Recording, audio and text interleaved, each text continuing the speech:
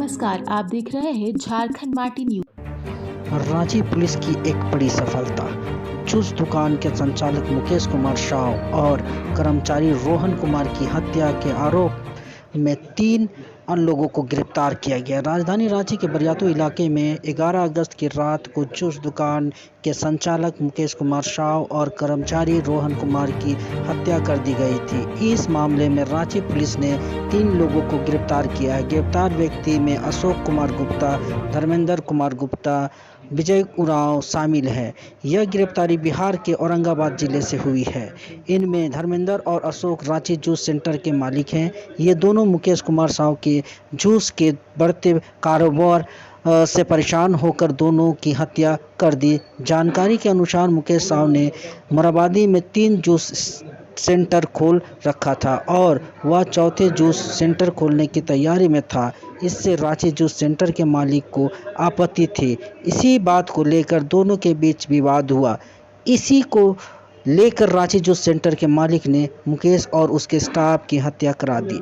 Ranchi SSP किशोर कौशल में press conference कर बताया कि जूस दुकान का बढ़ता व्यापार देखकर इनकी हत्या की गई थी। इसी मामले में प्राची पुलिस ने एक लोडेड देसी पिस्टल, 7 जिंदा गोली और 1 देसी कट्टर समेत बुलेट बाइक का अन्य सामान बरामद किया गया। सीसीटीवी फुटेज की जांच में यह बात भी सामने आई कि मुकेश और रोहन से दोनों आपराधिक युवक ने अपने बातचीत की और फिर दोनों की गोली मारकर हत्या कर दी। हुई क्या कुछ जानकारी बताइए। देखिए, दिनांक 11 अगस्त 2023 की रात्रि में एक जूस दुकान के मालिक मुकेश साहू एवं उनके स्टाफ रोहन कुमार की जब वो दुकान बंद करके घर जा रहे थे बाइक से, तो उनको साइंस सिटी के आगे एक मोड़ पे जो अपराधकर्मी हैं अशोक कुमार गुप्ता और धर्मेंद्र कुमार गुप्ता, इन दोनों के द्वारा, जो दोनों बुलेट पे सवार थे, इन दोनों के द्वारा इन दोनों को रोका गया, मृतक को, और रोकने के पश्चात उनकी गोली मारकर हत्या कर दी गई। इसको लेकर प्राथमिकी बरियातू थाने में दर्ज की गई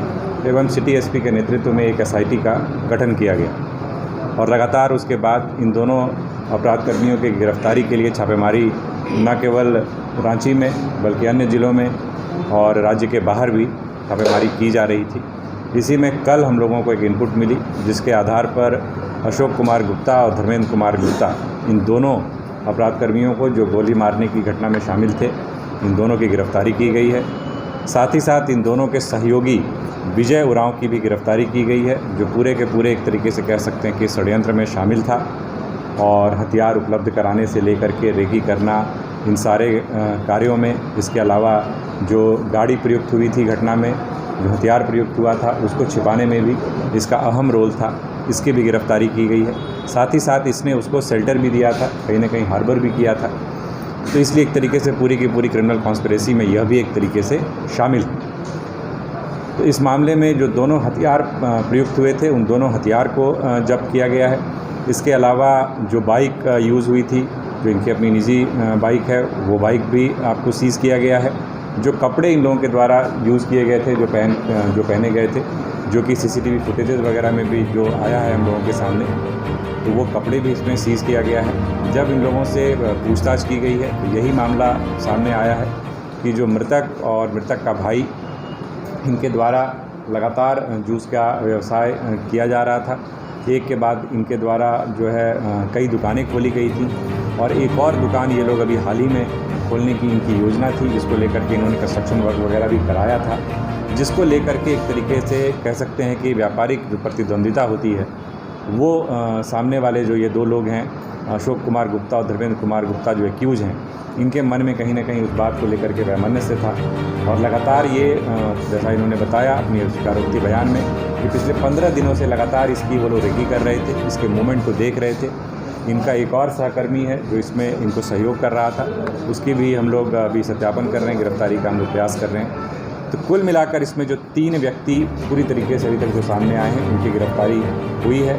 जो दोनों, जैसा मैंने बताया, दोनों हथियार, बाइक, कुछ जिंदा गोलियां, कपड़े इत्यादि सभी बरामद हुए हैं। तो ऐसा कह सकते हैं कि इस कांड का पूरी तरीके से खुलासा पुलिस के द्वारा किया गया है।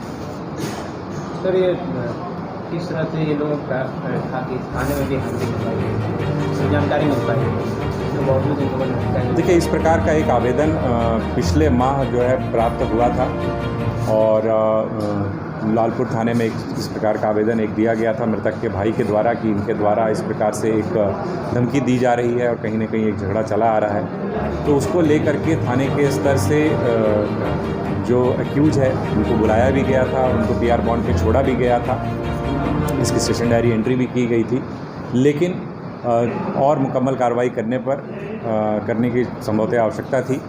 यही कारण है कि संबंधित थाना प्रभारी और टीपीओपी प्रभारी को तत्काल प्रभाव से निलंबित भी किया गया।